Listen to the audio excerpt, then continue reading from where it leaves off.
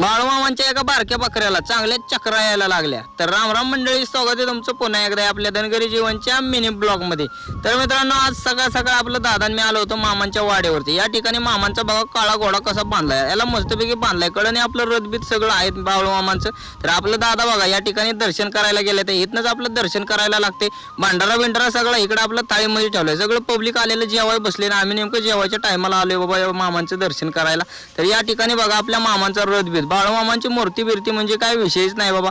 तर आता बघा ही मूर्ती आपली झूम करून बघूया मित्रांनो, एक नंबर मूर्ती आहे। मामांची मूर्ती मन बघितल्यावर मन अगदी प्रसन्नच होऊन जातं आपलं। तर आता म्हणलं चला मामांची मेंढरवी बघायला जाऊ खालच्या साईडला। तर या ठिकाणी सगळं पब्लिक बसलंय जेवायला।